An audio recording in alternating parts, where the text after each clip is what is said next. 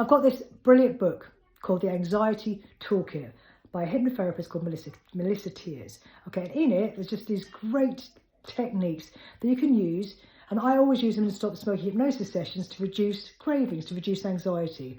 But you can use them in any situation. And I'm going to share a technique with you right now. But first, I want you to press follow and follow me for more useful techniques on dealing with smoking related cravings or anxiety. Okay, have you done that?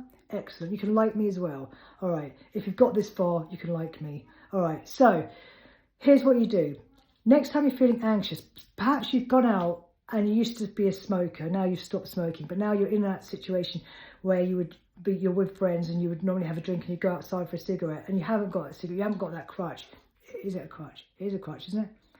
Let's go with crutch. Right. You haven't got that social crutch and you are worry and you've got that anxiety. So rather than being overwhelmed by that anxiety and start thinking within, start putting the anxiety glasses on and start seeing everything through the focus of anxiety, which is what happens, isn't it? The anxiety starts running away with you and you start thinking anxious thoughts and you have internal narration going on about all the other things that, you're right to confirming your anxiety. Instead of doing that, take a moment and just ask yourself a few questions like, where do I feel that in my body? So even the question is already taking a step back. Where do I feel that in my body? Not I am anxious, I am the anxiety. I'm being attacked by anxiety all around me. Where do I feel that anxiety? The question allows you to detach. Where am I feeling it? Okay, what size is it? What size is that anxiety? It's huge, is it? All right, it's huge. Well, you can shrink it down. Okay, so now it's small and intense. That's all right. You can take it out of your body. So it's small and intense. That's fine. Okay, why don't we soften it up a bit? Make it less sharp. Make it less intense. Make it quiet. It's loud. Make it quiet. So all the time you're just changing it. You're changing it. And then in the process of changing it, you are further detaching or removing yourself from that sensation, from that unwanted emotional state.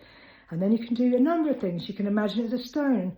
Just lob it into the sea, or you can make it a ball and kick it away.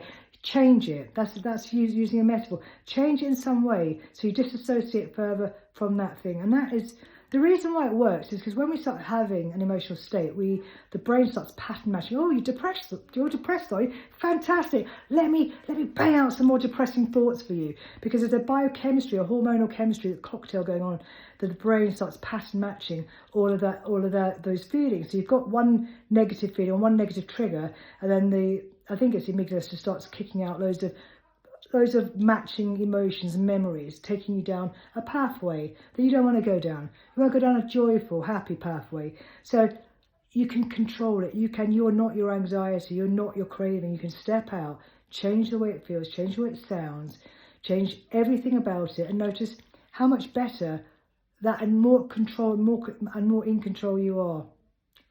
See you soon.